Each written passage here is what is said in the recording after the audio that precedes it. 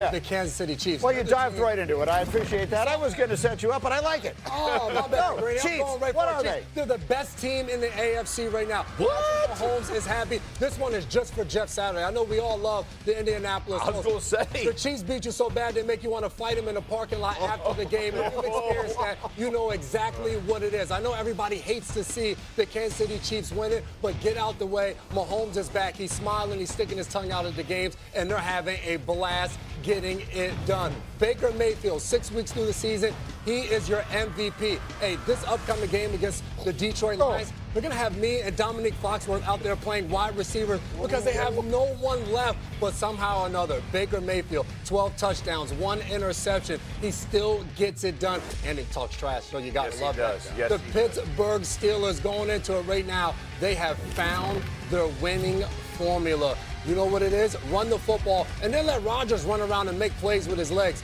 Graz watched on Sunday, and he loved it. He said, you know what? Rodgers is spry. I know he's older, but he still figures out how to get on the run and make plays. And, oh, yeah, the defense is coming alive. Jalen Ramsey, 2 sacks in the game, stopping the run. The Steelers, favorite to win the division? Maybe. They actually are now finally favored to win the division at 4-1. With the Ravens sitting at 1-5, and the other 2 Ohio teams trading quarterbacks one to the other, which caught the attention of Mike Tomlin. And he didn't like it, and he wants you to know it. In his press conference yesterday, Tomlin questioned the Cleveland Browns and their general manager, Andrew Berry, for the decision to trade Flacco to Cincinnati. Listen. To be honest, it was shocking to me. Andrew Berry must be a lot smarter than me or us, because it doesn't make sense to me. To trade a quarterback that you think enough of to make your opening day starter to a division opponent that's hurting in that area. But that's just my personal feelings.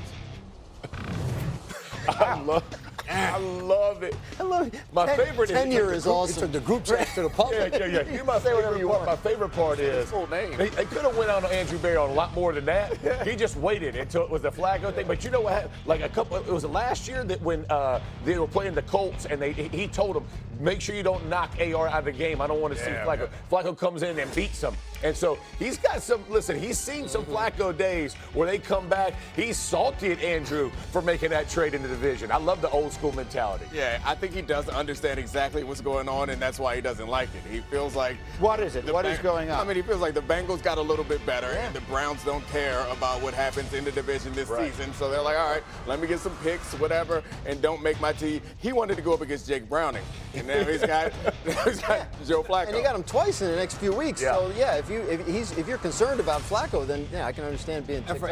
And for Andrew Berry and the Browns, they're looking at it like you said, Nick, you got a draft pick, and they're also looking at it as, you know what, for the Cincinnati Bengals, we don't want you to end up with the #1 pick. We're going to give you Joe Flacco. He'll be just good enough to win a game or two. Now you end up picking in the teams, and we're actually helping our team for the future. We don't give a damn about the Pittsburgh Steelers and how it impacts them. We hate everybody in the division. And there's nothing wrong with that. It's not his job to worry about how it impacts anybody. I don't even think it was even that nefarious. I think it's like, we're done with this guy. Someone's offering us something. We're going to take it. Yeah. Like, that's it. Like they weren't going to play Flacco the rest of the year. Let's go back to the beginning part of it. Are the Pittsburgh Steelers going to win that division? I mean, the rules say somebody has to. Right. Like, that's in the rules. So, look, I don't. It hurts them. Yeah, I mean, at this point, you'd have to say yes. But, like, get back. If the Bengals beat them Thursday night, like, are all bets off? Do the Ravens have a softer schedule coming up and get their quarterback back healthy? I mean, it's not over. We've seen the Steelers start out hot and fade.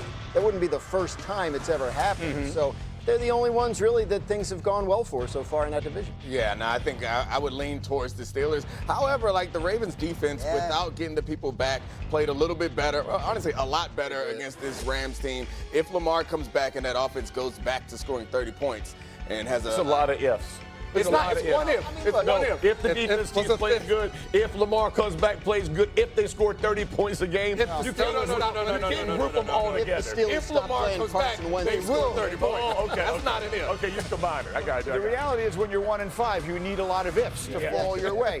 Their schedule, the Ravens' schedule, in theory, does look manageable, and they get 2 cracks at Pittsburgh, so they will have their opportunity to climb back into it. But the Steelers are now the favorites to win that division. Okay, time for carbs.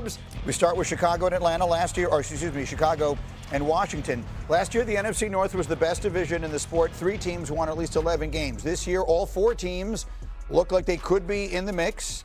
They are the only division right now that every team currently has a winning record. Take a look at the Packers and Lions, heavily favored to win that division. The Vikings, right now, the longest odds to win the division. So we asked everyone before we started, who do we like winning that division? And I see it split between Detroit and Green Bay, which is probably not a surprise. Jeffrey. Yeah, I just like the Lions. I think ultimately this team's going to get healthy on the back end of their defense. They're going to be better. This is a tough-minded football team who is extremely explosive. I know they lose to the Chiefs, a tough game. Things don't go out. The 2 4th downs don't work out their way. This is a team that pushes the envelope. They're not scared to make a mistake. They're going to play through mistakes. You got to respect it. That's why I'm going with it. They're an aggressive team. I like the Lions in this, but I'm going to lean towards the Packers because their defense is much better, but they aren't necessarily producing the turnovers and sacks. Considering how much pressure they get, they should have more sacks and turnovers. I think those things will come along, and this team will turn into the juggernaut I think that we thought they were going to be. I'm having a tough time. I picked the Lions to go to the Super Bowl before the season started, and I don't see any obvious reason to back off of that at this point, except that both of these teams, we have to remind ourselves it's still the middle of October.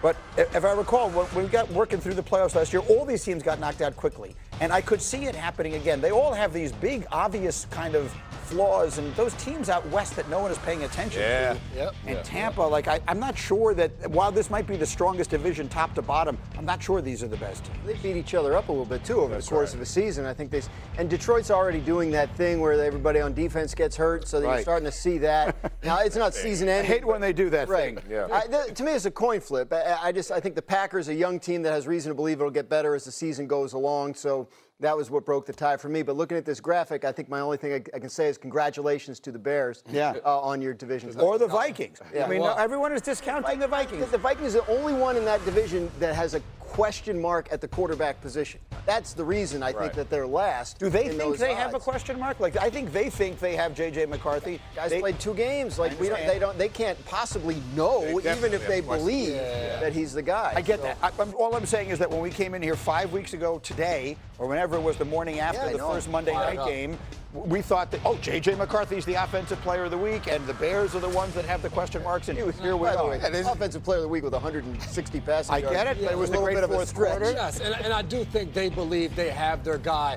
The biggest thing is that he just needs to be out there. To the point of that game, you got to see a little bit of the it factor. Now you need the development on the practice from day in and day out, the games from week in to week out to see him continue to progress. Final word. Yeah, I mean, we do TV, Greeny, after a game like that. We overreact, make it real excited, the people like it, and then a few weeks later they tell us we were wrong. It's a little alliteration on him. Yeah. There you go. I'm offended by the mere suggestion that you think we would ever overreact to anything on this program, including huge news in Tennessee, the most ridiculous thing in the history of sports. That's meant to be a funny overreaction. First firing of the NFL season. Titans saying goodbye to Brian Callahan 6 games into his second year. He finishes 4-19, 1-5 this year with Cam Ward, the first pick in the draft. Senior offensive assistant Mike McCoy will take over as interim coach, and it continues this, well, what else can you say? Ridiculous trend. In the last 10 years, 8 quarterbacks have been taken first overall, 6 of them